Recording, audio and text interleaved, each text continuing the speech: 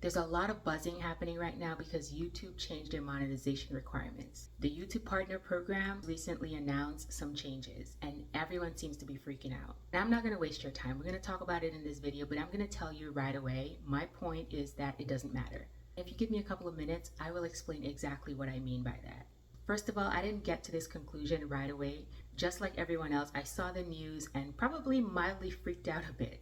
I've been on YouTube now for over a year, almost 2 years, and I still haven't achieved monetization.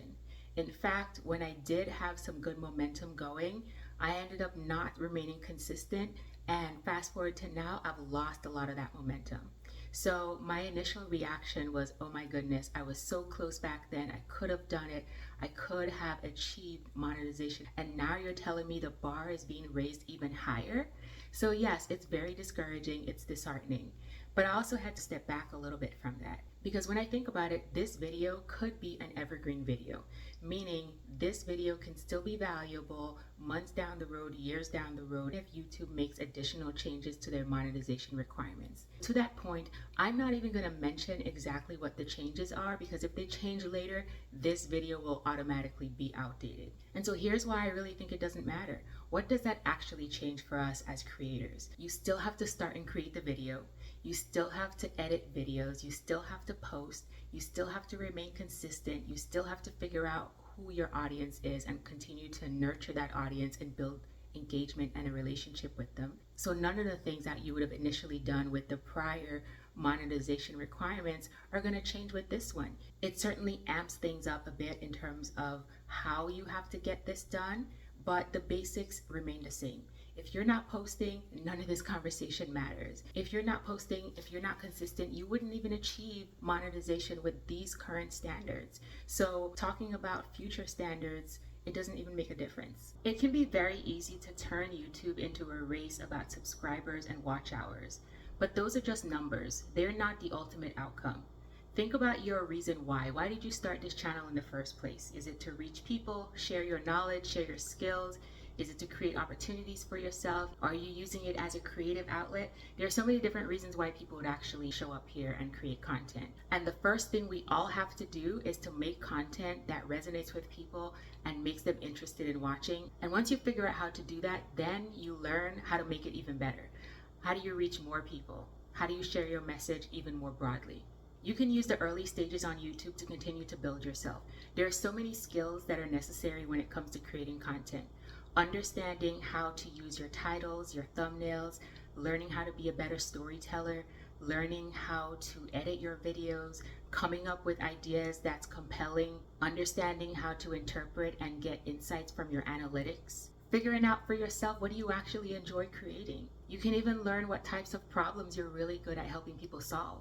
The thing about these skills is that they're not just valuable for YouTube, they're valuable a lot more broadly in your life, in your career, in any other thing that you would be interested in pursuing. The key thing here is that all these skills that you're building is way more important than whether or not you're monetized here on YouTube as a platform. If you are interested in monetization and generating revenue, you don't need to stop just at YouTube ads. You can think about your channel as a portfolio that allows other people to see you, see your work. All the videos and content you create here can demonstrate your expertise. It can allow people to find you.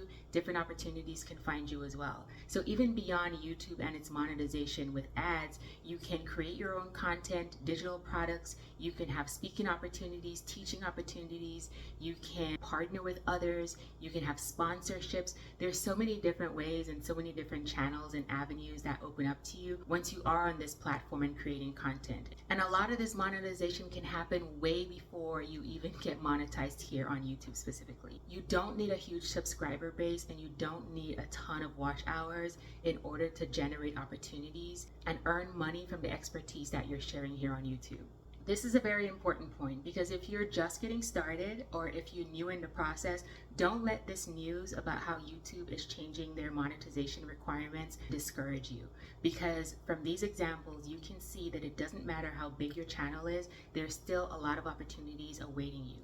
And there's still personal development, a lot of growth that you can achieve if you actually take this journey. So get started if you haven't already. Stay focused on why you're here and what you're looking to achieve. And do not let all this noise that's buzzing around right now take you off that path.